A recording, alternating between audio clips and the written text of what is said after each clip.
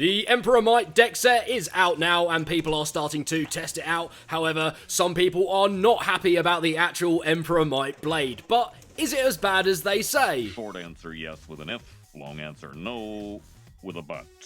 Yes, Emperor Might is not the next Shark Scale or Wand Wizard where anyone can use it on any bit and it's probably going to have a good chance of winning. And although the stock combo isn't anything special, I will say the pieces themselves are very interesting on their own and have already been used to net a tournament win. So we're going to look at some early testing I've done for the Emperor Might deck set and some of the key uses that I think is going to be relevant in the meta play going forward. But first, we've got some news to cover. Starting off with Meteor Dragoon 370 Jolt, which is a new left spin attack type that the meta has just been crying out for the longest time, and features a three-sided imbalanced blade, kind of reminiscent of Foxbrush a little bit, and with each three of the sides having a rubber contact point similar to Impact Drake. So whether or not this can spin steel remains to be seen. However, it is very cool to be getting another left spin bay, and it also comes with this lovely white left spin launcher as well as a classic style long ripcord. And the new bit Jolt seems very similar to Zap in both the name and the fact that it's a 16 gear bit with an even more pronounced center that kind of reminds me of Wedge. And whether or not this bit ends up being any good or not remains to be seen, I guess, but it's very cool that we're still getting new pieces. And I would love to know what your thoughts are on this release down in the comments, but for now we've got even more news to cover, as UX18 Mummy Curse will be releasing alongside Meteor Dragoon in December as part of the Random Booster Volume 8 set. And I know that some people were disappointed, maybe hoping for a UX upgrade to one of the pre-existing motifs. However, I do really like the fact that they keep introducing new ones as well. And in addition to the new blade, we've also been treated to a brand new 55 height ratchet, which is the 755, which may well be a nice little boost for Clock Mirage, which has already been doing very well on 455 ratchets. And Mummy Curse itself is a four-sided blade that looks very smooth and rounded, but with little indentations as well, so it'll have that nice counter-attack punch. Plus, it's got this really cool gimmick where as it spins, a single blade sticks out as well, aiming to give it some extra punching power in the early stages of a match before retracting inwards, much like Samurai Saber's retractable blades or the tip of the turbo ratchet infused bit, with the idea for Mummy Curse that it conserves stamina and becomes more rounded as time goes on in the match, which is a really neat idea. Whether or not it is going to be meta or not is a different story, but I do love myself some gimmicks. And in the random select booster, you've actually got two chances to grab the Mummy Curse blade. You've got the prize bay, which is in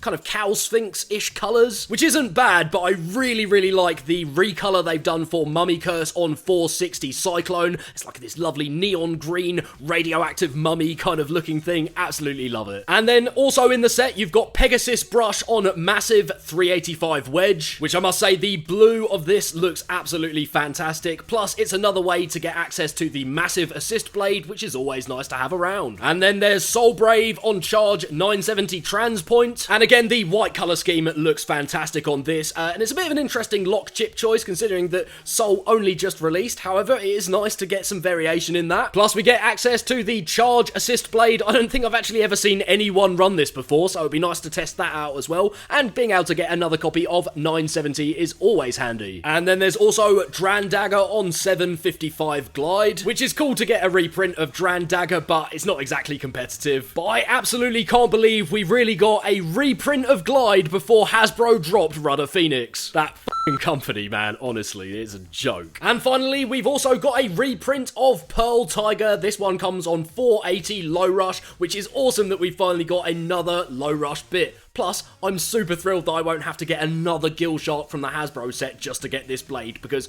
I'm getting the full set of this entire release from Gestorino.com, as I don't really like gambling, so I'd rather pay more and guarantee I know what I'm getting. Plus, I know that I'm getting that sweet recolor of the prize bay, and you can too. Plus, you'll find a whole bunch of other great deals on Beyblade X products if you use code UKBBXN to get yourself an extra 10% off. And in our final piece of news, before we cover Emperor Might, we got a closer closer look at the Orochi Cluster 660 low flat blade, which is a Koro magazine exclusive, so very, very difficult to get over here. But don't worry if you weren't able to get yourself a copy, I really don't think this is going to be a meta blade. It really strikes me as something that is a bit more of a kind of gimmick that they put out there, and it's probably been nerfed. It's probably going to be like 31, 32 grams. Yeah, I really don't see it being meta, so don't worry if you weren't able to get one. However, I may well have just actually been able to secure myself one, so I'll definitely be doing some videos on it, and we can confirm whether it's going to be meta or not. But for now, let's talk about Emperor Might. Now, as I said earlier on in the video, I've seen a lot of negative discourse around this blade, and I can kind of understand why to a certain extent, because it's not the next Shark Scale or Wand Wizard. It's not just going to work for anyone straight out the box. However,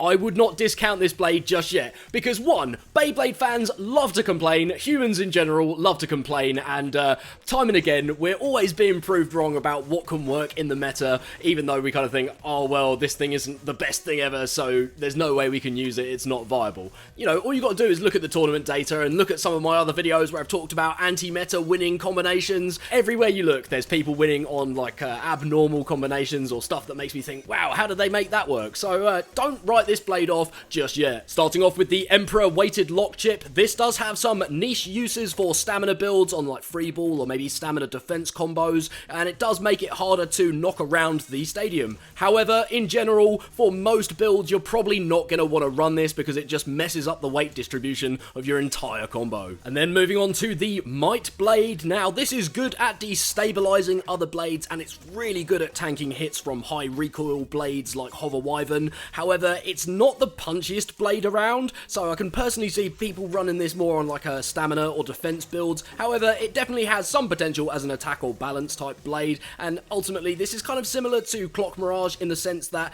it's a higher skill blade than things like kind of Saw Phoenix or Shark Scale, so just bear in mind that this is probably not the ideal entry blade into Beyblade X for beginners. And the Heavy Assist blade has already seen a tournament win, so I can see this being a very popular choice as it adds extra punch to any build you put it on. However, it can also negatively affect your Bey's ability to re-stabilize itself after a tilt or a big hit, so just bear that in mind if you're using this part. And finally, we have the Operate Ratchet integrated bit, which has good offense or stamina depending on which mode you put it on, and it does add extra weight to your build. It is fun to use, especially if you like changing up your tactics on the fly, but it's most likely not going to see any serious competitive use as it still has the same burst wrists as Turbo, although that being said, it is far more controllable and less likely to self-KO. And although we don't have much tournament data for these pieces as of yet, I do predict that we will see a lot of use from stuff in this deck set in the very near future. But whether we do or not, I'll be sure to cover it, so please consider dropping this video a like and hitting that subscribe button. And while you do that, I'm going to drop some combos that you might want to try using the pieces from the Emperor Might deck set. Starting off with the tournament winning combo of Emperor Blast on Heavy 160 Hexa. As the Blast Blade was already a big old weight bully winning lots of tournaments before, so adding a weighted lock chip as well as a weighted assist blade has only given it that much more power. Or alternatively, you could run Emperor Blast on either Heavy or free 970 free ball, or 960 if you prefer. And I've also seen some promising results from Wolf Hunt on Heavy 160 low rush. And of course, feel free to experiment and edit this combo based on what fits into your deck and personal playstyle. If you wanted to change the 160 for a 170 or 360, that would work just as well. And of course, if you're using low rush for something else, you can use a rush or a flat, under flat, or low flat bit. And for the Might Blade, I've got a couple of combos for you depending on how you want to run it. For defense, try it on either turn or heavy 450 under needle or Hexa.